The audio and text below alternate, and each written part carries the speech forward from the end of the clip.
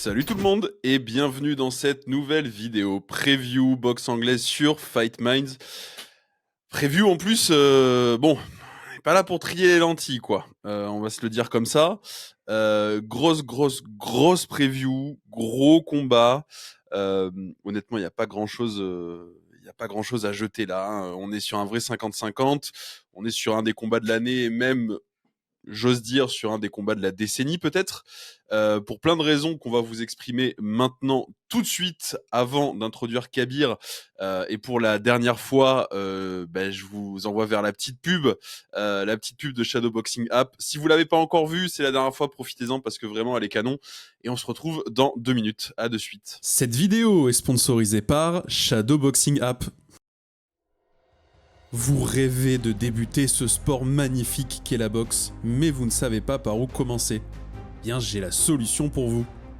Je vous présente un nouvel élève. Par souci d'anonymat, nous l'appellerons Kabir. Et comme beaucoup de nouveaux élèves, Kabir fait n'importe quoi. Heureusement, son coach est là pour le rappeler à l'ordre. Bon, le sac, c'est pas trop ça, alors Kabir s'essaie au shadow. Sans grand succès. Mais grâce à son partenaire d'entraînement, Kabir va enfin voir la lumière.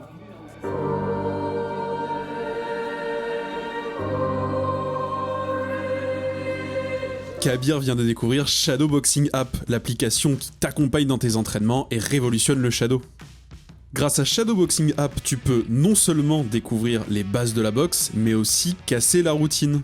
Si t'en as marre des shadows un peu ennuyeux et que tu veux découvrir autre chose à la maison comme à la salle, télécharge Shadowboxing App. L'application est notée 4,9 par plus de 6200 utilisateurs à travers le monde. Mais surtout, grâce à Shadowboxing App, Kabir le nulos est devenu Kabir le monstre.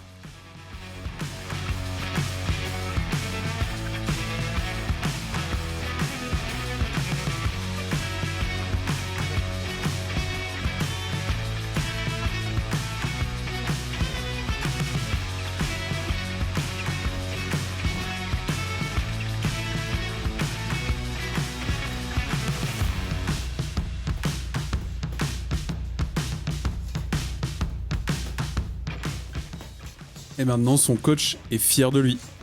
Pouvoir continuer à l'aider à progresser. Téléchargez Shadowboxing App, les liens sont dans la description.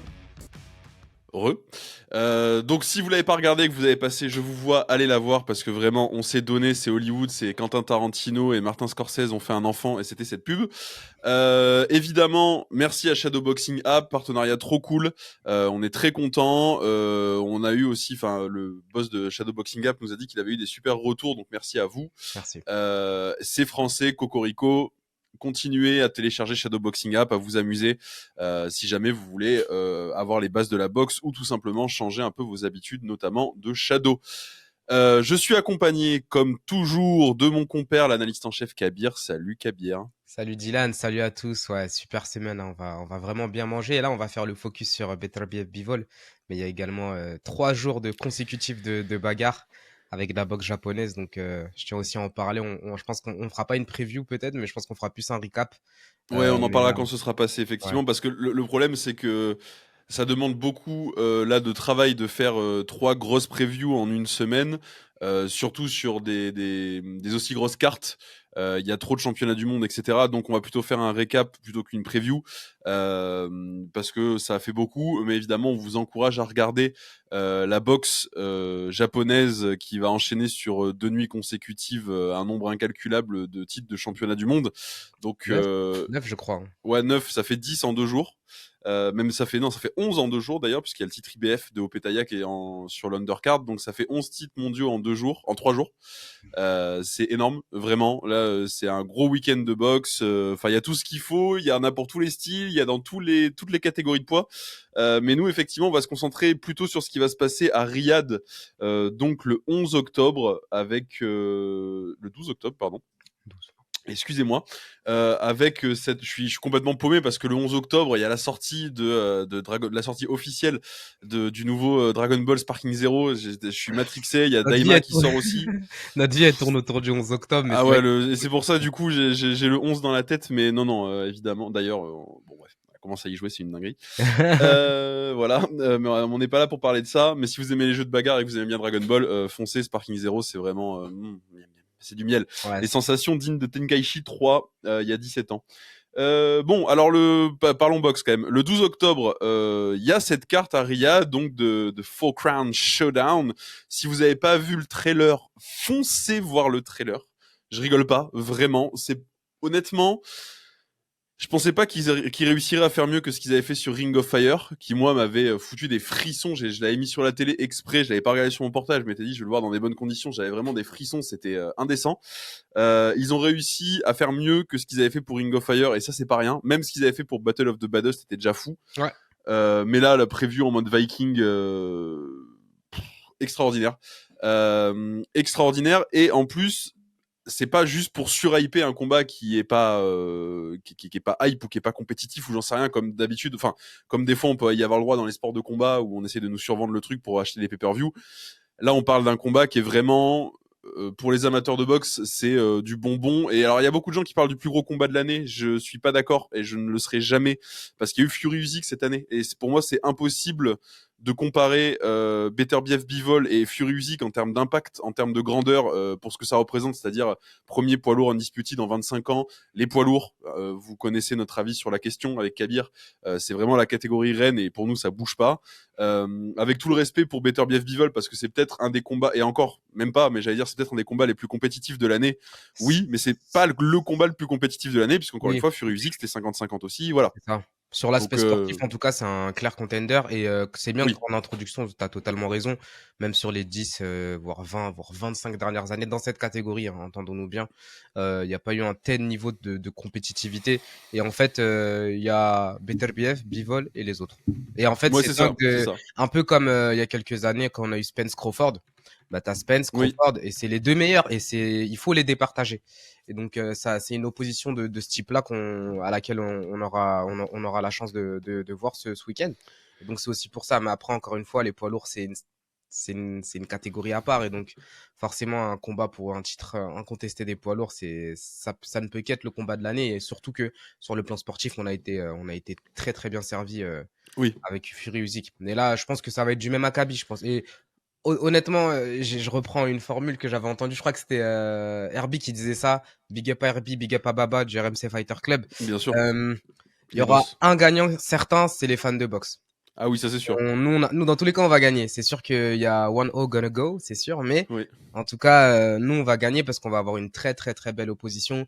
Et c'est un combat qu'il faut vraiment pas manquer parce que, autant qu'en termes d'enjeu sportivement, et le fait que, voilà, Mm. on parle souvent des boxeurs générationnels, le genre de combattants qu'on a Oui. tous les 10 ans. Ben là, en fait, on en a deux qui vont se boxer. Et je pense qu'on n'aura pas une opposition de ce genre-là avant pas mal d'années.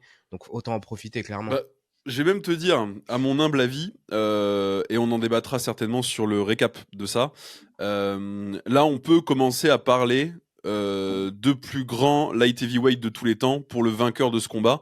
On Ouais. peut pas le plus grand forcément de tous les temps, parce que de toute façon c'est toujours difficile de dire lui c'est le GOAT, parce que nanana, parce que ça dépend des générations, ça dépend Ouais, de plein surtout de la trucs. culture de Mais l'instant, tu vois. On a souvent la culture de oui, l'instant qui fait qu'on dit qu'un tel c'est le GOAT et après on l'oublie. oui, oui, oui, Pensez Fedor, pensez Anderson Silva dans les sports je prends le parallèle du MMA oui, parce bien que c'est un sûr. sport qui a beaucoup pris le pas des réseaux sociaux donc qui est un peu moins mature, toute proportion Oui, gardée que la boxe anglaise, où vraiment on a en boxe anglaise une liste un peu établie des meilleurs. Mais par exemple en MMA, il n'y a pas 2 ans sans qu'on change, tu vois. Donc là on ouais, parle un peu de Pereira, mais pas trop. Mais en fait, Josaldo, on l'a totalement oublié. Anderson ouais. Silva aussi. Là, je Mikey te Mouse, parle des enfin. années 2010, recule dans les années 2000, pense à Fedor. Je pense que les nouveaux fans de MMA, Non, non, il parle de Stipe, machin, mais il parle pas de Fedor. Mais en fait, totalement. Voilà, avec, c'est c'est un plus parallèle, mais l'avènement c'est des pour dire réseaux ça, quoi. sociaux que le MMA à proprement parler, parce que je vois que là, en ce moment, il y a des débats sur Gervonta Davis, par exemple. Est-ce que Oui, Gervonta Davis est le plus grand léger de tous les temps? Dans une catégorie où il y avait quand même juste un nom comme ça, où il y avait un mec qui s'appelait Roberto Duran, je comprends, qui a affronté tout le monde, qui est monté de 6 catégories pour aller chercher des titres. Comment on peut, enfin bref. Donc, mais là, effectivement, ce qui est intéressant, c'est que il rentre à minima pour moi dans le top 3, 4 des meilleurs light heavy de tous les temps, celui ouais. qui remportera ce combat, Ouais, ouais. avec Charles, Moore, Hopkins, Roy Jones, voilà, Roy dans le Jones top Jr. 5, allez, Ouais. dans le top 5 des plus grands de tous les temps. Sachant que là, on a quand même une opposition de style. En fait, il y a tout qui est écrit pour que ce combat soit épique et pour que le vainqueur en ressorte avec des honneurs qui sont quasi inédits dans cette catégorie-là. Avant de rentrer sur l'analyse purement technique et de vous parler du combat auquel on va avoir droit et de nos prédictions qui sont évidemment serrées, c'est sur le fil Là, du on se rasoir. mouille, là, il me faut de Je l'eau, change tous les jours, là. moi. Je change tous les jours. Là, ça y est, je crois que ce matin, je me suis décidé pour de bon. Mais on va parler quand même de la sous-carte parce que Ouais, c'est bien sûr. important, évidemment. La sous-carte avec un co-main event surprenant, mais bon, bref. Donc ça commence avec Mohamed Alakel contre Jesus Gonzalez chez les légers. Ensuite, on aura Nicholson contre Chapman pour le type WBC de Nicholson, donc chez les femmes. Ouais. Whittaker contre Cameron chez les mi-lourds. Donc vous connaissez Ben Whittaker, c'est celui qui fait le taunt. Voilà, bon, on aime ou on n'aime pas. Il fait parler de voilà. lui, donc c'est Il pour fait du parler de spectacle. lui. C'est quand même un médaillé olympique et tout, donc c'est pas Oui, n'importe oui, qui. totalement. Non, C'est ça juste va qu'il être a un réussi à peu. se vendre marketingement. Ça va être. Et on lui Voilà. souhaite. De toute façon, il fait ce qu'il veut, mais Il va c'est aller un loin combat. en vrai parce qu'il le fera pas contre des gros adversaires. Il fera Bah pas ce genre de oui, truc. c'est ça Il qui est se vend, il vend son nom avant, c'est tout. C'est ça qui est un peu, enfin, je pense que c'est un peu un écran de fumée. Je parle pas du combattant, mais ce truc-là de faire du showboat, là, il fait ça parce que face à lui, il a une bonne longueur d'avance sur les combattants, mais je pense que Bien plus sûr. ça va avancer, moins il va le faire. Bah oui, Je lui évidemment, il est souhaite pas en tout bête. cas d'avancer loin, parce que ça, en tout cas, ça reste un combattant très divertissant à voir. Et sur le plan sportif, il est très très fort. Il y a aucun doute sur ça. Mais c'est Bah, juste médaille que, olympique, encore une fois, hein, c'est pas juste ouais, un bien sûr. clown, contrairement à ce que plein de gens disent. C'est vraiment pas juste un clown, c'est un super boxeur. C'est juste qu'effectivement, comment tu te démarques quand tu commences ta carrière, bah lui, il a choisi ce truc-là, comme Prince Nassim à l'époque. Oui, Enfin, oui, tu vois, c'est comparable, c'est comparable. Prince voilà, Nassim aussi, qui en fait a été fait beaucoup de showboating en début de carrière, et de plus ça avançait, moins il en faisait. Tu penses au combat contre Kevin Kelly, il faisait pas le malin, hein, même s'il a exactement. gagné, mais en gros voilà, il y a des, tu sais avec qui faire ça, et donc ça c'est pour entre guillemets pour les caméras, si on reprend les Ouais, expressions. c'est ça, Mais pour les caméras. bon, faut le voir, et puis c'est du divertissement, il y a pas Oui, sans plus. bah, c'est un combat qui est écrit pour qu'il le gagne, évidemment. Hein. Liam Oui. Cameron, c'est pas de son niveau. Et c'est normal, encore une fois, Whittaker, il en est pas à son 30e combat professionnel, on rappelle. Hein, c'est jeune carrière pro. Là, placement très étrange pour moi, mais bon. Opetaya contre Macy pour le titre IBF des cruisers d'Opetaya et le titre The Ring aussi Ouais. d'Opetaya, qu'il a repris contre qui est ceinture The Ring qui était remise en jeu contre Marius Bredis dans le co-main event de Ring of Fire. Ouais. Donc on passe quand même en co-main d'un des combats les plus importants du siècle pour Opetaya. Alors c'était contre Bredis, donc Bredis c'est pas Macy, ok. Mais là, il est vraiment, il est en 4e slot quoi sur la carte. Et moi, ça me choque qu'Opetaya soit aussi bas sur une carte. Surtout ce qu'il y a derrière, et on va en exprimer. Même si encore une fois, Opetaya, on veut le voir dans des combats d'unification, on veut le voir dans autre chose. Hein. Il est temps. Enfin voilà, c'est le meilleur cruiser de la KT, donc faut y aller quoi. Bah, j'ai l'impression que c'est un peu comme Shiraz en fait. Il fallait le mettre parce qu'il fallait qu'il soit sur cette carte-là. Et donc, et voilà, je pense qu'ils ont. Pardon, je parle de Shiraz, je parle de Hamza Shiraz qui avait combattu lors de la précédente carte Riyadh Season, donc la En duo co-main en contre plus. Joshua en co-main. Et en fait, c'était le fait de devoir mettre entre guillemets ces combattants-là pour les mettre en avant, pour se dire qu'ils ont boxé ce soir-là. Mais en vrai, enfin, sur le plan sportif, c'est cool de le voir, c'est vraiment cool de le voir. Ouais, on est Et content. le truc, c'est que c'est un combat d'activité, et je pense qu'au vu de la maturité de sa carrière, il a plus besoin d'en faire des combats d'activité, il doit faire seulement des combats en jeu. Donc, et c'est bizarre de dire ça alors qu'il y a un titre en jeu, tu vois, c'est ouf. Ouais, mais Mais il doit faire que des combats d'unification en fait, parce que c'est toujours exactement. pareil. On va pas. Après, Après, il est régulier. Donc au Ouais. moins, ça a ce mérite-là, c'est qu'il a le mérite d'être régulier dans ses combats, quand même.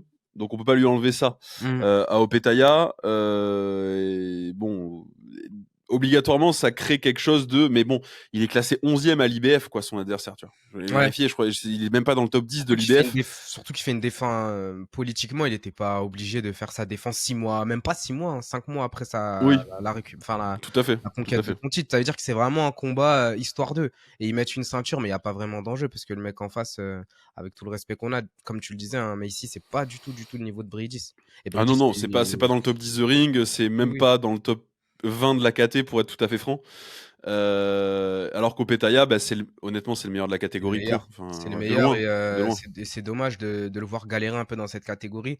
Je pense même que pourquoi pas monter en vrai, parce qu'il a clairement, je pense qu'il a son terrain, enfin il a de quoi faire pour aller en poids lourd. Je Mais il va pense vouloir vraiment. monter, de toute façon, c'est là où il y a l'oseille. Ouais, Donc il montera. je pense que là en fait c'est juste histoire de se dire bon, pour ça comme tu le dis, j'unifie chez les cruisers pour se dire ouais bah voilà je fais un peu comme Usyk. Oui, Et voilà, je fais mon terrain chez les cruisers et puis je monte parce que là encore une fois le truc c'est qu'on a tendance à le voir comme un rookie, un prospect.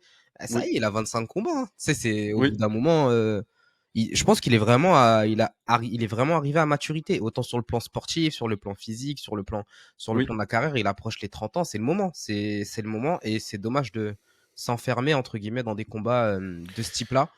Après voilà, c'est business oblige, mais en tout cas, j'espère qu'il unifie rapidement chez les cruisers et qu'il monte Ah, chez les lourds. C'est ce qu'on alors il y a un truc chez les cruisers qui est intéressant pour lui, c'est qu'il y a un combat d'unification en novembre entre Ramirez et Billam Smith, ouais, donc l'expression, ouais. WBO et WBA. Mm, Donc prendre le vainqueur de ce combat-là en 2025, unifier 3 ceintures d'un coup, ça peut être un move intéressant pour lui, tu vois. ouais, totalement, ça peut être un. Je pense.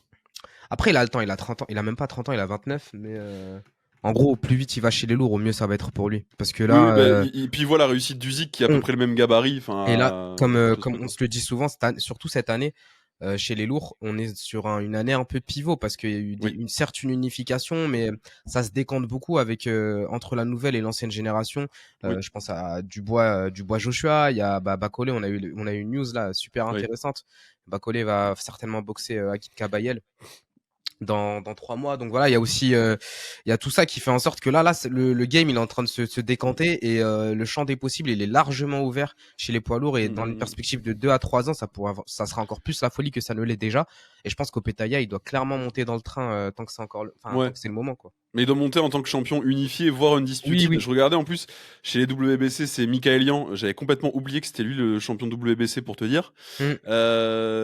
Là, quand même, il y a vraiment de la place pour Opetaya, parce que Billam Smith, avec tout le respect que j'ai pour lui et son histoire qui est trop cool, et le public à chaque fois à ses combats qui est incroyable. Et pareil pour Ramirez, euh, pour Zurdo, j'ai beaucoup de respect aussi pour le combattant, justement qui a perdu d'ailleurs contre Dimitri Bivol. Mais là, Opetaya pour moi, il est vraiment un cran Oui. au-dessus et dans Au-dessus. une génération beaucoup plus faible en fait que l'était Usyk. Usyk, il était dans la meilleure génération des cruisers de tous les temps. Et en fait, il a battu les meilleurs, même des gars qui peuvent être dans le top 10, voire 5 des meilleurs cruisers de l'histoire. Je pense à Bradis, qui a combattu évidemment contre Opetaya, mais il était un peu plus vieux. C'est ce que j'allais dire, le Bridis qui a Euh, boxé au Petaya, ça n'a. C'était pas le même que En contre plus, il Usyk. était dur, hein, mine de rien. Moi, je Oui, dis ça comme si, mais mais c'était c'était un pas le vrai. même que contre Usyk. C'était un Enfin bon. os, hein. Mais ouais, tout à fait, je suis d'accord avec Donc, toi. il y a des trucs à. Enfin, tu vois, il est dans une génération assez faible, mais dans une très grosse génération, par contre, de lourd. Donc, c'est Bah le oui, moment de c'est ça. monter. Là, il Tu est prends chez. quelques ceintures, tu prends un peu d'oseille, tu t'écris ton histoire chez les cruisers. Comme ça, tu restes dans l'histoire comme un des top 3 des plus grands cruisers de tous les temps. Tu montes, et là, tu vas chercher. Tu vois qu'Uzi, qui a le même gabarit que toi et qu'il y arrive, l'ère Ouais, des super lourds est peut-être terminée finalement. Enfin, tu vois, bon. et encore, je trouve qu'au Petaya, il a plus un gap de poids lourd qu'Usyk, hein. Enfin, Ouais, il est un peu plus physique. il est plus rodé pour être lourd que qu'Usyk.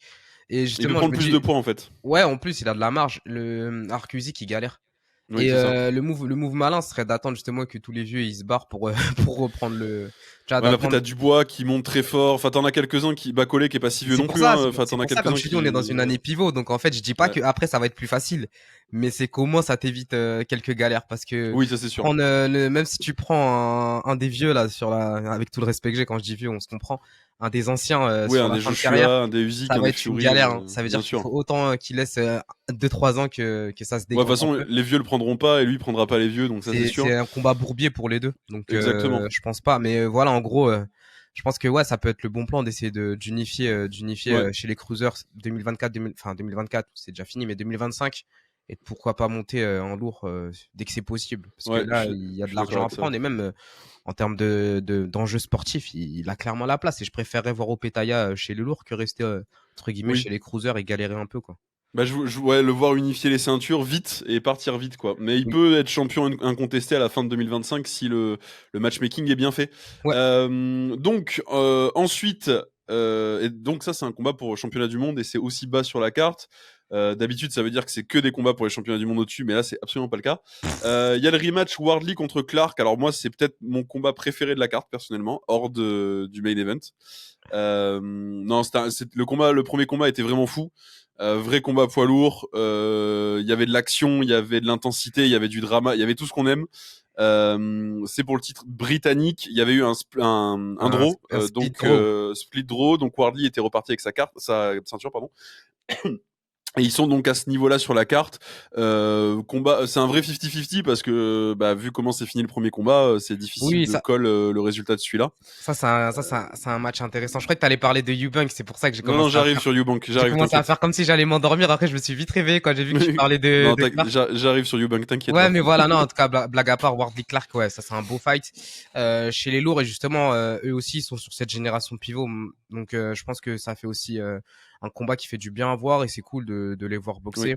Un goût d'inachevé par rapport au split draw de la dernière fois. Donc, le combat, il a du sens. Après, encore une fois, par contre, l'ordre, je suis un peu plus partagé. Oui, non, ça doit être en dessous Une d'Opetaya malgré ceinture tout. British Commonwealth au-dessus d'une ceinture monde. Bah ouais, c'est pas Je trouve ça possible. un peu chelou, mais il nous l'avait déjà fait justement avec Hamza Shiraz il y a quelques semaines, donc je suis même plus surpris. De toute façon, Riyad, ils font un peu ce qu'ils veulent. Hein, Oui, et puis je pense que, ce combat-là, c'est un gros combat, c'est un beau combat, c'est plus disputé que Opetaya Macy, donc pourquoi pas.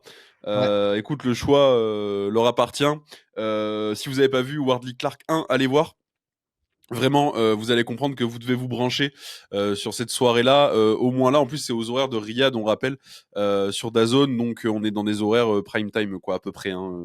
Ça va être un peu en décalage. Il y a 2 heures de plus à Riyad, Ouais. mais ça devrait finir la carte minuit et demi ici. Hmm. Et en co-main event. Ah, je prépare mon matelas. Je comprends même pas, frère. Je prépare mon matelas là. Ce sera le moment d'aller même aller pas ce se faire combat. un sandwich. Je comprends pas comment en main event. Donc on a le retour de Chris Eubank En Jr. plus, c'est pas que je l'aime pas, hein, mais vas-y. Moi non plus, c'est pas que je l'aime pas, mais à part Vas-y. son combat contre Conor Ben, globalement on s'en fout un peu. Je suis désolé. Zeremeta qui l'affronte donc, voilà. Zeremeta classé nulle part. Enfin, c'est un combat de reprise, point. Ouais. Pour Eubank Jr. Je sais pas quoi dire. Eubank qui est pas un mauvais middleweight, hein, attention. Enfin, encore une Non, fois, là, on dirait en fait, que en mais vrai, le il est combat est incompréhensible. Il y a rien à foutre en commun. c'est le match-up, enfin le combat, il est incompréhensible. Le placement du combat, la promotion, enfin la carrière, c'est un peu un ovni, tu vois. Eubank, c'est un peu, Pour un mec qui a jamais fait de vrais combats majeurs dans sa vie, tu vois, arriver à être en co-main et à toucher des bourses pareilles et tout, c'est très fort. C'est le fils de Chris il y a Eubank qui Papa est une aussi. légende, mais C'est ce que j'allais dire, c'est parce qu'il y a Papa aussi derrière. Mais bon, ouais, le truc, c'est que, en plus, c'est même pas un mauvais combattant, mais je pense qu'il est, je sais pas, il est tombé aussi dans une génération où les middle, on en parlait. Nous, c'est pas, pour ma part, non, c'est c'est pas une la génération KT faible. c'est pas la KT qui me fait le plus rêver. Enfin, de cette génération-là, les middle chez les moyens, il y a pas trop d'enjeux. Après, il revient après longtemps. Il a pas Ouais, mais il sort d'un fait. combat contre Liam Smith pour le coup. Ouais, et puis il combat une fois par an. Il sort d'un combat contre Liam Smith, ça aurait pu être intéressant. Enfin là, il y avait un truc britannico-britannique, il y avait un storytelling. Le combat contre Conor Ben, on en parle même pas. Évidemment, avec toutes les histoires de dopage et de j'ai mangé trop d'œufs, Ouais, ça a fait monter mon taux de testostérone. Bref, mais en fait, le truc avec Chris Eubank Jr., c'est qu'il a 34 ans maintenant. Donc c'est un what if permanent. C'est son 37e combat.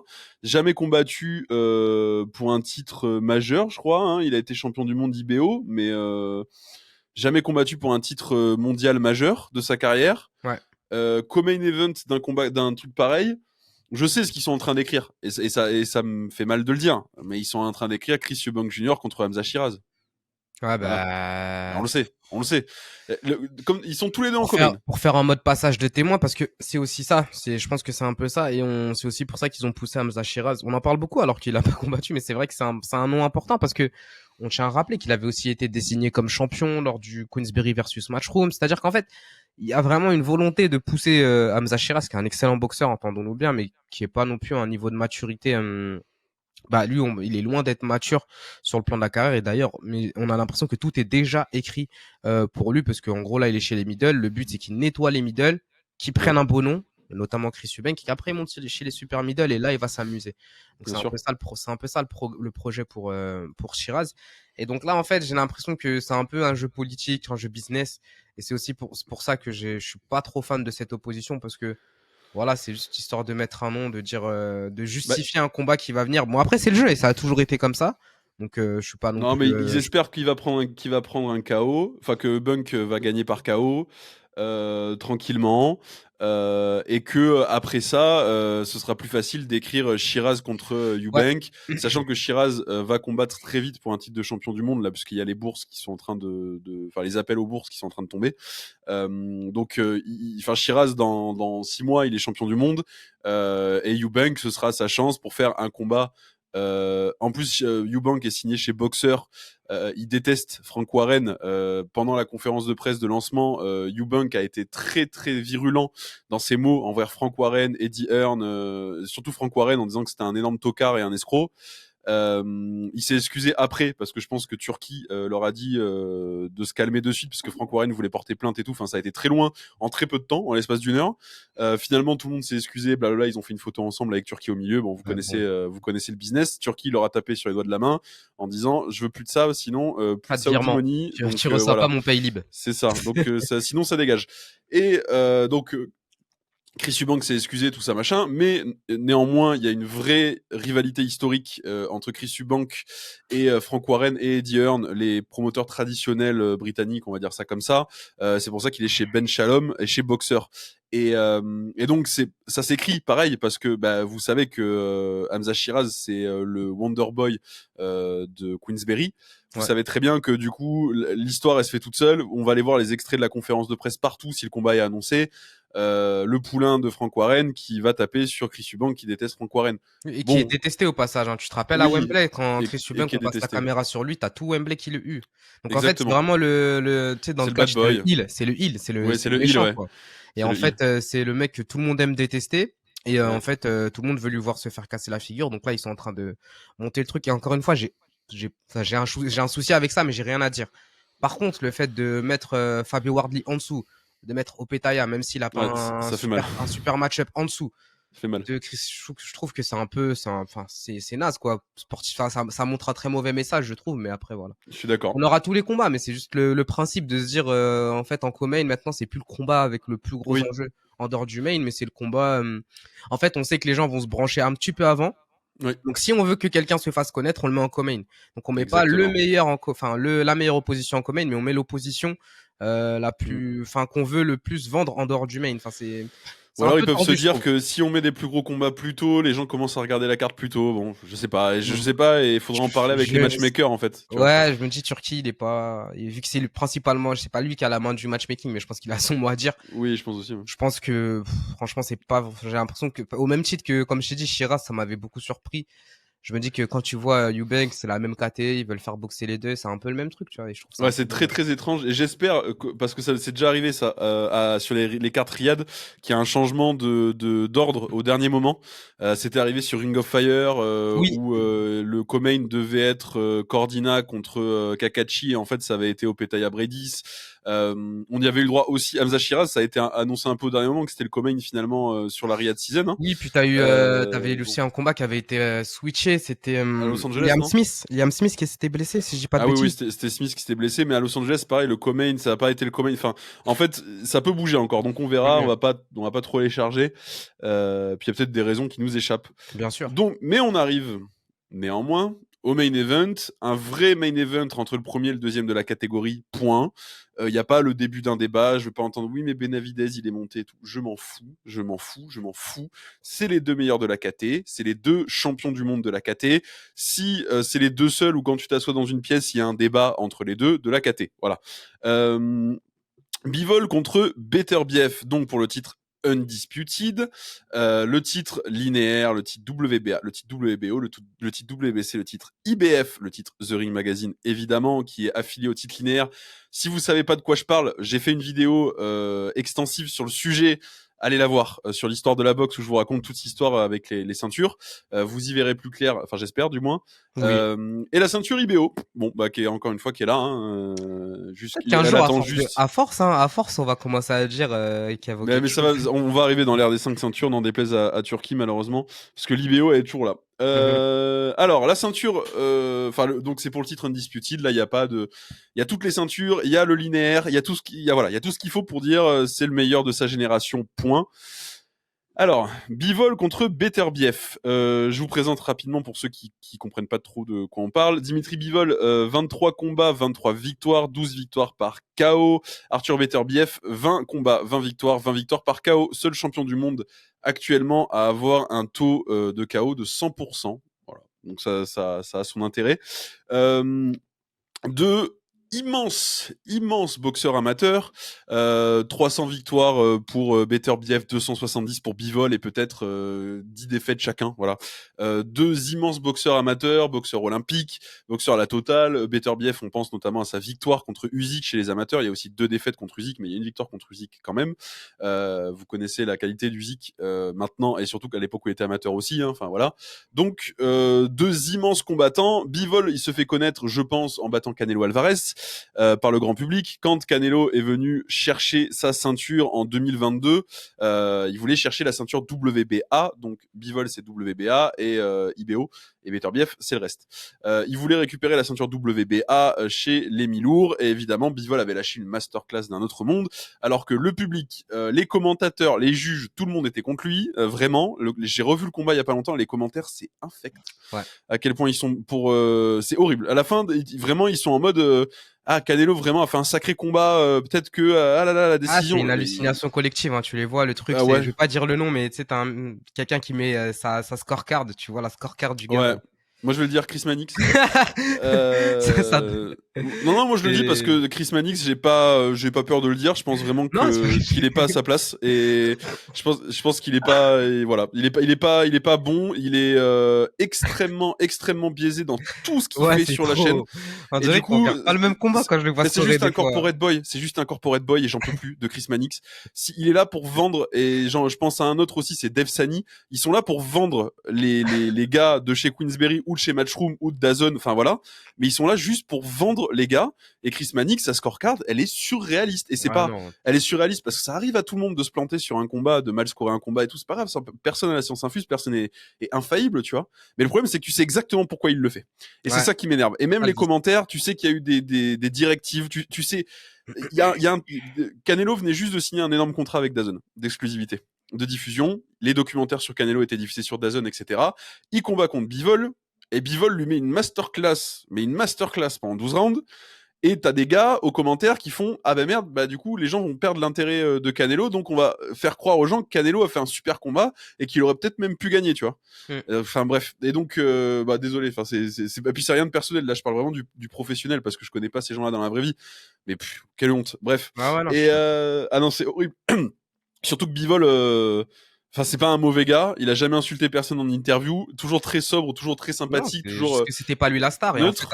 à ce moment-là, même encore aujourd'hui, et même si c'est discutable, mais Canelo, c'était le mec inarrêtable. Et c'est en Oui c'est fait, on ça. s'est dit, oui, Bivol, il est fort, ce que vous voulez, invaincu. Mais ça sera qu'un adversaire de plus de Canelo. Mais lui, en fait, et c'est ça un point, et quand on rentrera dans l'analyse, on le verra après. Mais c'est qu'il est resté froid, il a gardé la tête solide.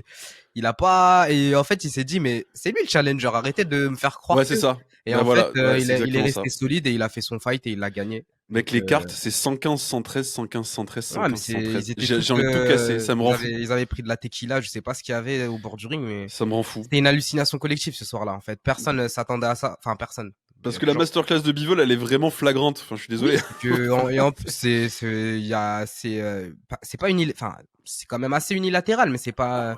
on le voit quand même, il y a pas de, je pense que même quelqu'un qui connaît pas trop la boxe Non, mais tu peux et qui donner regarde 3, froidement le combat, il se dit, bah attends, lui là, avec son short là, il est en train de tu peux gagner donner contre l'autre. 3-4 rounds à Canelo, peut-être. Enfin, tu vois, Ouais. je l'ai pas scoré le combat, mais il faudrait, mais tu lui donnes 3-4 rounds à Canelo, tu lui donnes pas quasiment la moitié. Il était Ouais, à c'est deux ça. doigts de scorer Un draw, ils auraient un pu, bah, ils draw. nous auraient pu, comme Golovkin, hein, ils nous ont fait un peu Ouais, la c'est même ça. salade Bah, la on première passe à fois, tu vois. Golovkin. D'ailleurs, ça fait partie des critiques sur Canelo. Moi, je défends toujours Canelo. Après, Canelo, c'est vrai qu'il s'en sort vraiment bien sur les décisions. Ça, c'est vrai. Donc, Bivol, qui est sur quand même, de toute façon, j'allais dire, qui est sur une belle run, mais en même temps, et oui, il est sur une run de 23 victoires, hein, forcément. Ouais, il est sur un run parfait. Voilà, pareil pour Beterbiev, qui est sur une run de 20 KO, du coup, donc ça va, c'est cool. Les derniers combats, parce qu'on n'est jamais aussi bon que son dernier combat, vous connaissez l'expression maintenant, puisqu'on vous la ressort souvent. C'était Callum Smith, le 13 janvier 2024 pour Arthur Beterbiev, et pour Dimitri Bivol, c'était donc Malik Zinat, vous vous en rappelez, c'était sur le 5 vs 5 Queensberry Matchroom.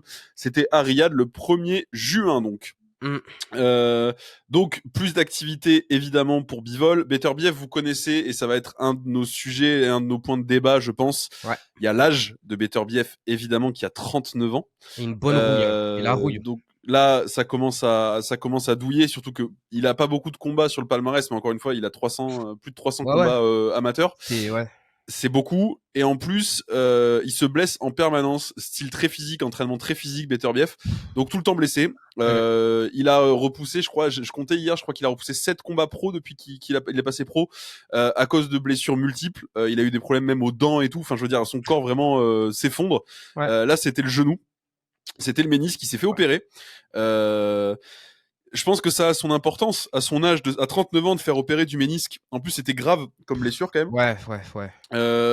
Contre un mec qui est ultra mobile, qui a 33 ans, qui est dans son prime physique, et encore une fois, surtout qui est ultra mobile, donc tu sais que tu vas devoir lui courir après. Donc c'est ça. C'est ça, et c'est le principal point. Après, quand on parle de l'âge, il y a aussi l'aspect rouille, parce qu'on avait aussi des match-up où t'as des gens qui sont même pas parfois plus âgés. Je pense au combat de Kakashi, qui était plus âgé, mais qui était plus physique et qui s'en sortait mieux. Mais là, on parle de rouille parce que là, dans le cas de Beterbiev, c'est vrai. Officiellement, on a une centaine de combats, mais on pense en amateur qu'il en a quasiment 300, et voire plus. Et en fait, au-delà de ça, comme tu dis, il se blesse souvent, et il se blesse pas en combat, il se blesse en entraînement, parce qu'il a des entraînements. Regardez un petit peu son que jamais vu. Il a des entraînements, c'est type Vegeta dans la salle gravitationnelle, pour de vrai. Et c'est intéressant. Il y a Christian Mbili qui est très physique, qui est solide, qui fait des entraînements de fou malade, qui s'entraîne aussi là-bas. Quand on parle du physique de Beterbiev et de ses entraînements, il dit que c'est un autre truc. Donc, pour vous dire le niveau physique des entraînements de Beterbiev, de la rigueur qui s'impose, au point de finir souvent blessé, ou en tout cas d'être proche de la blessure, tout ça, c'est des éléments qui font que c'est une des grosses inconnues de ce combat. Parce qu'en soi, l'âge, oui, ok, mais la boxe de Beterbiev, elle est très physique. Mais par exemple, quand tu parles de Bivol, si c'était l'inverse, ça aurait été beaucoup plus compliqué, parce que Bivol, il a une boxe très très très physique. On rentrera dans le détail après, mais je pense que c'est plus cette partie rouille et potentielle blessure qui vont être un gros frein, ou en tout cas un gros point à suivre pour Beterbiev. Mais il y a aussi une autre parenthèse, et ça c'est un peu hors combat, c'est un peu chelou, ça sort un peu du combat, mais il y a deux trucs. Il y a du drama un peu autour de Bivol, sans rentrer dans sa vie perso, c'est pas nos oignons, mais en gros on a la sœur de Bivol qui envoie à Beterbiev et qui met en story du coup toutes les blessures de Bivol. Ça vaut ce que ça vaut, mais en gros il lui envoie, à un moment elle pète un câble pour des raisons perso, ça dépasse. C'est pas son ex-femme? Son ex-femme ou sa sœur? Son ex-femme, non? Ah, autant pour moi, my bad. Alors, je dis peut-être une dinguerie, mais c'est pas son ex-femme justement qui pète un plomb parce que il paye pas les pensions, je ne sais quoi. Voilà, parce qu'il paye pas les pensions. Autant pour moi, mais en tout cas, c'est un proche de la famille de Bivol qui envoie plein de blessures. Et en fait, ça, au début, j'ai pas trop calculé, mais il y a un autre truc. Récemment, il y a Beterbiev en interview qui disait il y a quelque chose que Bivol a, mais je peux pas vous dire maintenant. Et il le dit avec un sourire un peu et je sais pas s'il fait référence à ses blessures ou s'il y a des insides qu'on n'aurait pas, mais en gros Bivol, même s'il est plus jeune, je pense pas qu'il soit tout frais non plus. Donc voilà, c'était un point à soulever, et c'était une parenthèse sur la partie. Lui aussi, il a des entraînements hyper physiques et tout, ouais, et c'est le ça, cardio, et il a, machin, je crois, pas mal de blessures accumulées aussi. Donc cette question-là. Mais j'aurais tendance à dire qu'il est en meilleure forme physique que Beterbiev quand même. Oui, bien sûr. Et que vu le combat vers lequel on se dirige, ça peut effectivement jouer. Et moi, je me mouille avant qu'on finisse, mais moi, c'est ce qui me fait pencher en faveur de Bivol, mais 51-49, voilà. Et je te dis, j'ai fait que changer d'avis sur le dernier mois, parce que là, on va parler du coup de l'autre aspect. Il y a l'equalizer de Beterbiev, il y a le punching power, et ça part pas, peu importe ton état physique. Enfin, on en parle souvent, Foreman qui met KO tout le monde à 45 piges. Enfin, le punch, c'est la dernière chose qui part. C'est ça, ouais. Et Beterbiev, alors avant, ce truc là que j'ai vu partout qui est en train de me faire péter un plomb, par contre, vraiment, c'est un combat entre technicien et puncher. Non, Non. c'est trop réducteur. Et ça, c'est à cause Better des 20 BF, KO, c'est à cause des 20 KO de Better BF. C'est tellement voilà, mais dommage. non, c'est pas Les 20 possible. KO, ils font passer Better BF. Si tu regardes factuellement, tu vois les 12 KO de Bivol, tu dis, ah, donc Bivol, c'est un mec qui va à la décision, c'est un mec qui touche comme ça, et Better BF, c'est un tank. Alors que pas du tout, pas du Non, tout. c'est un technicien de fou. Better BF, encore une fois, 300 combats amateurs. Il a une carrière amateur extraordinaire. Il a récupéré plein de récompenses chez les amateurs. Ça, tu l'as pas juste avec le punching power. Bien C'est beaucoup entendu. plus compliqué que ça. Même si vous regardez ses combats, il a un défaut, Better BF, qui est quand même un défaut flagrant, malheureusement. Et c'est bizarre que ça ait pas été gommé. Après, c'est pas il s'entraîne chez Mark Ramsey, donc avec Christian à Montréal, avec notre combattant préféré Marmoudov aussi. Et il a un défaut assez qui pour moi aussi va jouer beaucoup sur ce combat, c'est qu'il y a très peu de mouvements de tête chez Beterbiev. Il est toujours là en fait. La cible est toujours là et Bivol, vous le voyez combattre. Bivol, ça envoie des combinaisons, ça rentre, ça envoie des combinaisons, ça recule, Ouais, ça va vite, ça va dans tous les sens, ça va sur 6 angles différents.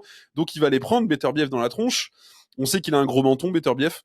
Ah, Je il est pense déjà allé au notamment à sol, hein. son combat contre. Oui, il est déjà allé au sol, mais je pense à son combat contre Anthony Yard. Ouais. Il a un menton de fou. Allez voir le combat, il est dispo gratuitement sur YouTube, sur la chaîne de Top Rank. Yard contre Beterbiev, un des combats de l'année dernière. Vraiment, le combat est phénoménal. Et en fait, ça montre tous les défauts de Beterbiev, je trouve, mais aussi toutes ses qualités.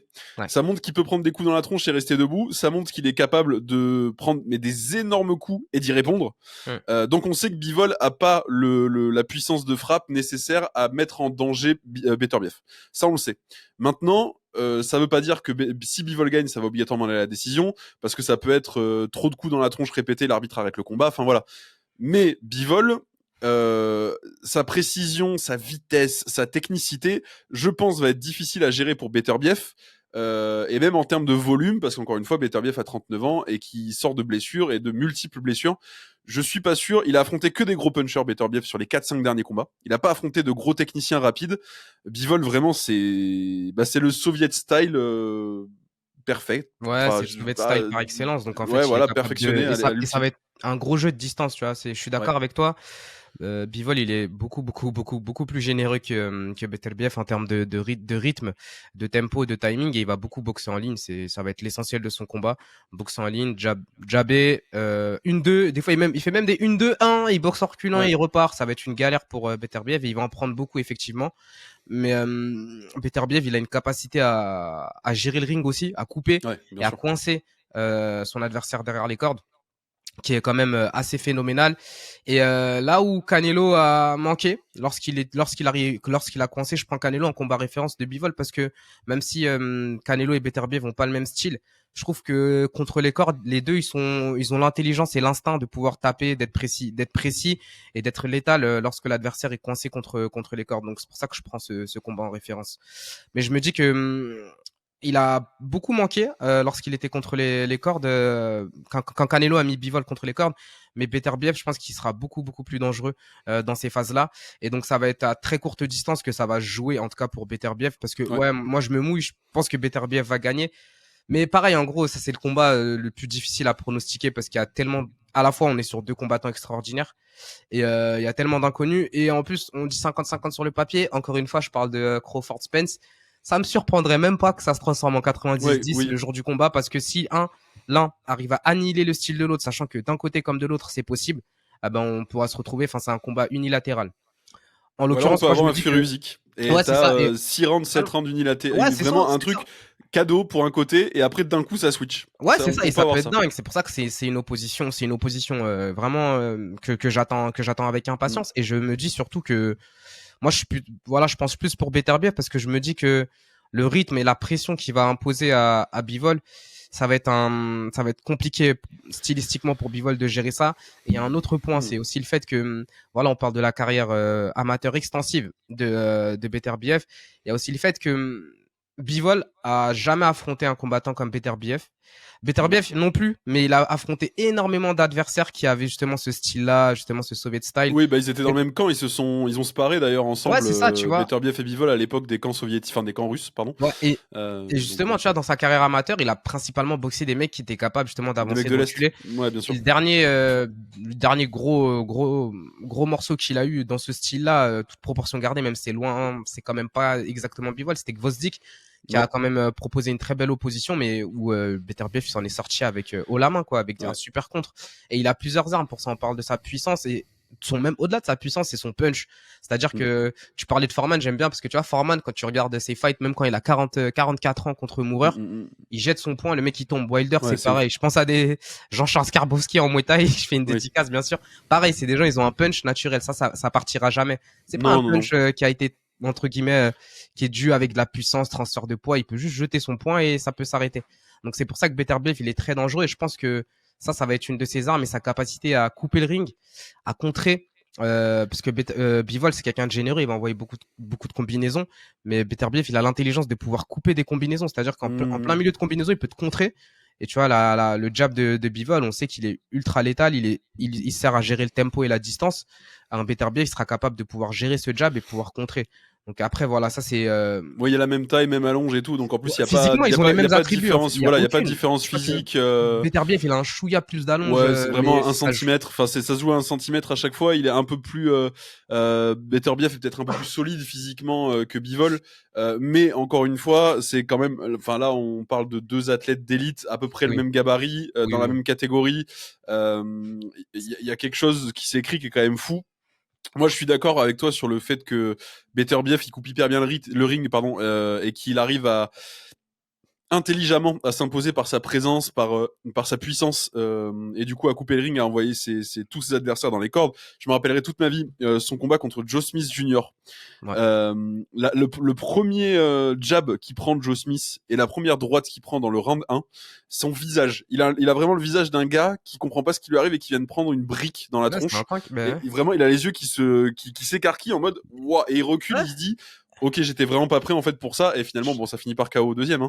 Donc Beterbiev a ça, effectivement, dingue, mais il va pas. En fait, le truc c'est que je pense, je sais pas, mais il est horrible ce combat à pronostiquer, mais je pense que Bivol, je pense que Bivol en fait a toutes les armes pour battre Beterbiev, et je pense que Beterbiev a pas toutes les armes pour battre Bivol. Je vais le tourner comme ça. Parce que Beterbiev, le même combat il y a 3 ans, je pronostique peut-être Beterbiev. Aujourd'hui, avec l'expérience accumulée de Bivol en professionnel, sur la grande scène, sur machin, avec ce que Bivol connaît aujourd'hui de la grande boxe, après avoir affronté Canelo, des mecs qui avancent et tout. Alors, je compare pas Canelo et Beterbiev, c'est pas ça l'idée, mais comme Kabir, je prends le combat en référence parce que ça peut être le même type de stratégie. Et là, contre un gars qui a le genou, on sait obligatoirement qui est fragilisé, qui peut pas être voilà, tu sors d'une opération, même si t'as été bien rééduqué et tout, t'es pas à 100% comme quand t'avais 30 ans, et qui va devoir avancer en permanence pour mettre la pression et prendre des comptes dans la tronche. Je sais pas si Beterbiev va réussir à s'en sortir. Il a les qualités pour s'en sortir, mais il a 2-3 trucs qui lui manquent pour moi, et le mouvement de tête en fait partie. Le fait d'avoir aucun mouvement de tête, ça veut dire qu'il va prendre beaucoup de coups, donc ça va le ralentir obligatoirement. Et on sait que déjà ses jambes sont pas les jambes de ses 30 ans, donc ça va le ralentir encore plus. Et il y a un moment donné où Beterbiev, c'est un diesel. Il commence souvent doucement. Il a des combats qui gagnent par KO au deuxième round, mais il commence souvent doucement et il perd rapidement le 2, 3, 4e round. Ça lui arrive souvent. Il prend des gros coups, il se retrouve avec des arcades pétées, etc. Donc ça aussi, ça joue. Il prend beaucoup plus de coups que Bivol. Donc Bivol vieillit mieux que Beterbiev. Point stat, Bivol, il prend 6 coups en un round. C'est impressionnant. Bivol, c'est un de ceux qui prend le moins de coups. C'est le deuxième plus bas de tout. Voilà, c'est ça. Dans le niveau mondial, il prend 6 coups par round et 4 puissants, quoi. En gros, en termes de stats, j'aime pas trop les stats, mais là, c'est quand même révélateur. Quand c'est parlant, c'est pas mal, ouais. Tu le touches en 3 minutes, tu peux le toucher à peu près 6 fois, tu te dis. Voilà. C'est chaud quand même. Donc c'est pour ça, je pense qu'il suffit d'une fois quand t'as la puissance de Beterbiev. Mais je pense pas. Je pense que Bivol, en fait, le truc de Styles Makes Fight, je pense que le style de Bivol est vraiment la kryptonite du style de Beterbiev, alors que l'inverse est un peu moins vrai. Ok. Voilà, pour moi, c'est un avis. Je suis d'accord avec toi. Après, très subjectif là. Je me dis aussi que Beterbiev, justement, il en a boxé des gars comme Bivol. Bien sûr, évidemment. Donc en fait, peut-être que mais il a boxé des gars qui boxent comme Bivol, mais peut-être pas au niveau de Bivol. Ça, c'est sûr et certain. Ça, c'est. Tu vois, y a aucun doute sur ça. Parce que même Usyk, qui est quand même qui a le Soviet style et tout, c'est pas exactement ce Soviet style là qui est vraiment. Enfin, Bivol, c'est la définition parfaite du style soviétique de boxe. Ouais, totalement. Il rentre, si il tu l'avais sort, écrit, c'est ça. il boxe en avançant, en reculant, il boxe Ça en ligne, en rebondit, combinaison. ça jab, il y a 3 angles, ça fait tac tac bam boum, Non, ça c'est recule. c'est La, insupportable. la main droite en permanence collée, en Ouais. permanence. Donc tu peux jamais le contrer comme tu voudrais parce qu'il est tout le temps collé. Il a toujours une main au menton. Pour ça, je te dis, moi, je te dis 51-49 parce qu'en fait, il suffit d'un coup pour Beterbiev et que Beterbiev a beaucoup plus de qualité que ce que plein de médias lui attribuent. Non, c'est pas qu'une C'est pas machine juste à un gros KO. puncher, c'est un boxeur extraordinaire. C'est vraiment l'élite de l'élite de l'élite. Mais néanmoins, je pense que Bivol a juste un cran d'avance et que ce cran d'avance peut suffire à lâcher une masterclass, tu vois. Ok. Je suis d'accord avec toi sur la partie, sur le fait que Bivol soit quand même très très très dangereux et j'ai aucun doute sur ça. Mais je me dis quand même que Beterbiev, il va le mettre dans des eaux profondes et Bivol, il aura jamais vu ça. Mais après, encore une fois, C'est possible. ça reste que c'est le combat le plus difficile à pronostiquer. C'est possible, j'espère. Ouais, et encore une fois, honnêtement, hein, peu importe qui gagne, je serais content. Et d'ailleurs, je suis curieux de voir la suite. Pour moi, c'est un peu le boss de fin pour Beterbiev. Donc s'il gagne, ouais, même s'il perd, bah, une revanche, ça dépend du match-up. Mais en gros, s'il gagne, je pense qu'il peut s'en aller avec les honneurs. Non, Et, il a lâché ce matin. Il a été assez clair là-dessus. Il monterait chez les cruisers, là. Complètement fou. Après ce combat, il monte chez les cruisers. Il y a quelqu'un qui a dit qu'il allait descendre chez les cruisers bientôt. Ah, ils ça se pourrait sont être bien. affrontés 3 fois en amateur. Pour le narratif, ça pourrait être bien. Mais... Combat final de leur carrière à tous les deux. Ils ont le même âge. Là, on va dire, c'est le New Game Plus. C'est quand t'as fini le jeu, tu tentes. C'est le DLC. Ouais, c'est le DLC. Je serais déjà bien content qu'il gagne celui-là et qu'il s'arrête là-dessus. Mais c'est vrai qu'il y a effectivement un match contre Usyk qui serait. Il a dit qu'il voulait monter et Usyk a été très clair aussi en disant qu'il voulait descendre chez les cruisers. Donc il y a un monde où ils peuvent s'affronter tous les deux. Encore une fois, ils se sont affrontés 3 fois chez les amateurs. Il y a 2-1 pour Usyk. Ça a été, il y a eu un affrontement aux Jeux Olympiques et tout, donc il y a un truc à dire, il y a un truc à faire. Mais Bivol, moi c'est surtout Bivol en fait, parce que Bivol, une fois qu'il aura battu Beterbiev, du coup tu lui mets quoi? Tu lui mets le vainqueur de Morel Benavidez qui a été annoncé. Ouais, puis on en a pas parlé. Ouais, mais on en parlera de toute façon quand ce sera officiel, en janvier, donc on a le temps de faire une preview, mais ça va être un combat de fou pour le titre intérimaire WBC, donc le titre. Là, pour l'instant, ce serait pour être mandatory de Beterbiev, mais en vrai, ce sera pour être mandatory du vainqueur de ce combat. Ouais. Si Bivol l'emporte, du coup, défendre sa ceinture contre Benavidez ou Morel. Mais après quoi? Et tu fais quoi après? Parce que là, t'as battu tout le monde, t'as même battu les prospects. Tu fais quoi? Je sais même pas, hein, parce qu'en plus Canelo, je crois qu'il veut le reboxer. Ils en parlaient, mais bon. Ouais, mais il a dit, Bivol, il a dit, ils m'ont fait chier avec les. Il m'a dit, ils m'ont fait chier avec leurs demandes, alors que c'est moi le champion et c'est moi qui l'ai battu. Ils me demandent des trucs pas possibles. Lui, Bivol, il a dit, moi, je veux bien cut, descendre à moins de 168, prendre son titre indisputé et remonter chez moi, tu vois. Comme ça, il aura pas l'excuse du poids, machin et tout, et ça a été refusé. Enfin bon, du coup, Bivol maintenant, enfin, il bat Benavidez et après quoi? Bah après. Ah, lui aussi, il a fini, alors qu'il lui reste quand même quelques belles années. Hein, lui, il reste un peu plus de temps, mais lui, pareil, il a fini le jeu, quoi. Il y a pas de. Après, lui, monter en cruiser aussi, hein, il aurait peut-être la place, mais bon. Ah, il fait un 83, je sais pas si chez les cruisers. C'est pareil que Beterbiev. Ouais, mais Beterbiev, il est un peu plus physique comme combattant. Ouais, je vois ce que tu veux dire, ouais. Du coup. Parce que c'est vrai que quand Bivol il boxe, t'as toujours l'impression que le mec en face, il est dans une autre catégorie. Je sais pas, alors qu'ils font, en principe, ils font le même poids, tu vois. En théorie. Je pense que Bivol cut quasiment pas, c'est vraiment son poids de forme. Ouais. La preuve, hein, pour qu'il propose de descendre en super middle. Alors que, à mon avis, Bivol, il cut un peu plus. Tu le vois, Bivol, c'est, Beterbiev, pardon. Tu vois que c'est plus physique, plus musculeux et tout. C'est plus large d'épaule, donc tu sens bien que Beterbiev, il serait peut-être plus à l'aise avec quelques kilos de plus. Surtout avec l'âge, hein, tu sais, la maturité. Avec l'âge en plus. Ouais, c'est pas facile de plus difficile à cut. Mais ça va être un combat magnifique, ça c'est la seule chose qu'on sait. On peut pas être déçu sur un combat comme ça, parce que même si Bivol décide de vraiment outbox dans le sens le plus pur du terme, de se cacher derrière son jam pendant 12 rounds et de reculer, de jabber en reculant, Beterbiev le laissera pas faire. Donc obligatoirement, va y avoir des moments d'affrontement, va y avoir des moments d'échange. Et en plus, c'est même pas le style de Bivol, parce que là, vraiment, il y a plein de médias qui nous vendent un truc en mode, il y a un gars qui va se cacher derrière son jab et qui va passer son truc à reculer, et l'autre qui va chercher le combat à mettre des énormes droites. Et ça va être de Matador ou le chat et la souris, mais moi je pense pas que ça va être ça. Ça va plus être une bataille pour le ring. Donc rester au centre ou casser dans le coin pour rester au centre pour l'un et coincer dans le coin ou dans les cordes pour l'autre. Et après ça va surtout être un combat de résilience. Je pense Bivol il va devoir, quand le peu de fois où il va prendre des coups, il va falloir vraiment qu'il se défende bien et qu'il boxe de manière intelligente comme il sait le faire. Et après, Beterbiev, lui, ouais, il va clairement Puis la devoir. bataille du jab, Ouais, parce qu'ils ont tous les deux un jab extraordinaire. ouais. Bivol, il a peut-être Qui sont pas peut-être pareils d'ailleurs, tu un vois. des 3 Bivol, meilleurs jabs du, ouais, du monde actuellement, enfin pound for ouais, pound. Et Beterbiev a un jab hyper sous-coté, comme tu dis, c'est pas du tout les mêmes. pas du Mais tout. par contre, c'est deux jabs monstrueux qui sont Oui. utilisés différemment aussi. Il y en a un pour marquer des points, l'autre qui est là pour ouvrir la voie vers un gros Pour coup le bras derrière. arrière, totalement, c'est ça. Et Beterbiev, enfin, Bivol, lui, son jab, lui, c'est vraiment un peu un coup de couteau, quoi. C'est ça. Il utilise à la fois à la tête, au corps, il se déplace, il le sort de plusieurs angles. Après, il enchaîne, il avance, il est capable enfin, il le fait en avançant, en reculant. Alors que Beterbiev, il est un peu plus unidimensionnel dans le sens où c'est Ouais. un jab assez lourd qui souvent, il le fait en même temps avec un gros pas d'appel pour Ouais. pouvoir gratter la distance, rentrer à mi, voire à courte distance et enchaîner derrière ou couper le ring comme il sait bien le faire. Donc c'est deux jabs totalement différents. C'est vrai que celui de Bivol, il est beaucoup plus versatile, mais en revanche, celui de Beterbiev, il est pas à négliger parce que comme tu l'as dit, hein, dès les premiers rounds, dès les premiers échanges, ce jab, il fonctionne un peu comme un point d'arrêt, quoi.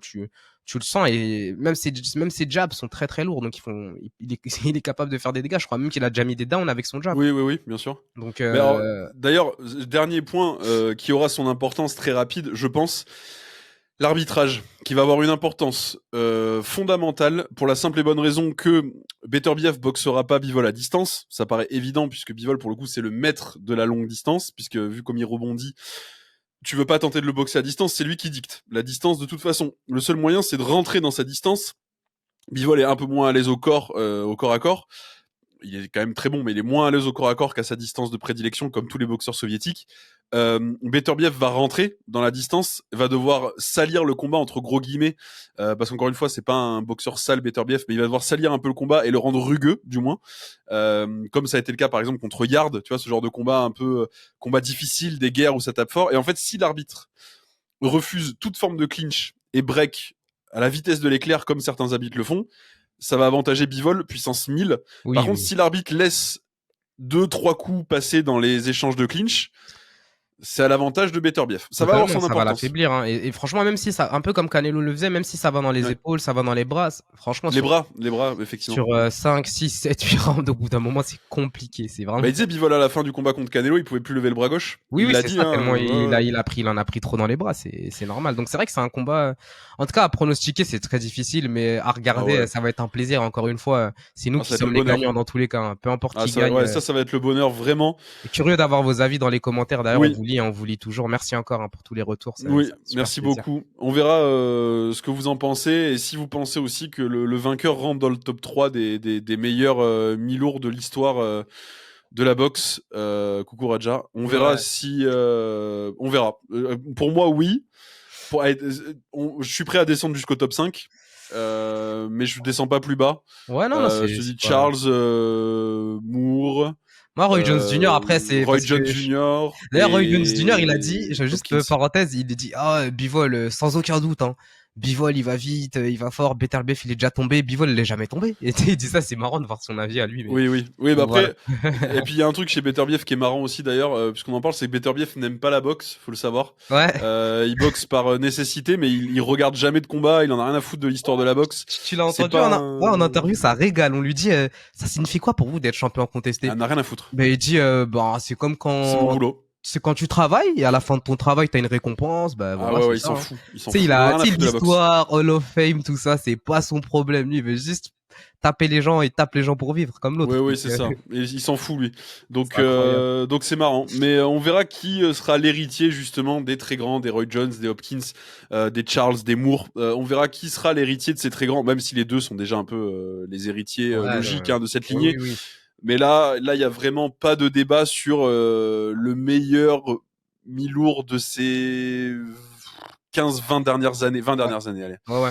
Je Là, au pense. moins, il n'y a pas de débat. Et encore une fois, je suis pas prêt au débat en dessous du top 5 de tous les temps. Ouais, je pense aussi. Et suivant la gueule du combat, ça peut monter, quoi. Parce que si, comme tu disais, ça nous fait un Crawford de Spence, s'il y a une ultra méga giga masterclass d'un côté, C'est chaud, hein. Moi, là, c'est il peut y surtout avoir un si débat c'est sur tes Bivol. plus grands de tous les temps, quoi. Si Bivol, il roule sur, sur Beterbiev, ça va être une soirée légendaire. Parce que, Beterbiev qui met un KO à Bivol au premier round aussi, aussi, tu vois, ce serait, dans tous les cas, ça va être la folie. Mais je me ouais, ça va dis, être fou. le mec, 20 victoires, 20 KO, il se fait rouler dessus par Bivol et tout. Ah, ça va être dingue. Et l'inverse, tu vois. Ouais, il Genre, peut le pas y mec qui a avoir de battu mauvais. Canelo, il se prend un KO au premier round. Enfin, dans tous les cas, ça va être incroyable. Quoi Et en qu'il arrive, plus, ça va être une belle soirée. ouais, ça va être faut pas manquer ça, faut vraiment pas manquer ça. On est content de pouvoir vivre ça. Et quelle année, on vit une très belle année, hein. On a Ah bien fait ouais. on a On met bien une fait de se distance au brancher là. MMA cette année, laisse tomber. Hein. Ah ouais, la Ah. crotte de nez. Ah ouais, non mais c'est bon, hein, ça va aussi là. Ils nous ont fait chier pendant des années en disant que le MMA c'était mieux que la boxe parce que les meilleurs affrontaient les meilleurs. Ah Pour une non, fois qu'on retrouve ça, nous qu'on avait perdu depuis les années 90, ça fait plaisir. non, c'est cool. Non, vraiment belle année et il y aura le 21 décembre pour la fin de l'année justement Fury Music, donc ce sera un magnifique moyen de clôturer tout ça. L'undercard a été annoncé d'ailleurs, on en parlera parce que c'est un peu décevant. Pardon. Euh, Je m'endormais, pardon. à part le co-main qui est extraordinaire, mais sinon, ce que Boachuk contre Madrimov, c'est un dream fight hein, par contre. Ouais, non, mais après le reste, bref. Mais le reste, c'est faible. On en parlera de ça de toute façon, puisqu'on a tout le temps d'en parler. On se retrouve la semaine prochaine pour le récap. On essaie de vous faire un récap aussi sur la bagarre japonaise qui sera diffusée sur RMC Sport. Évidemment, vous commencez à avoir l'habitude avec la Riyadh Season, c'est diffusé sur DAZN. Les liens sont dans la description. Et puis, écoutez, merci à tous Merci de beaucoup. nous avoir suivis sur cette heure de podcast de preview XXL. On vous dit à très bientôt. En attendant, prenez soin de vous. Ciao.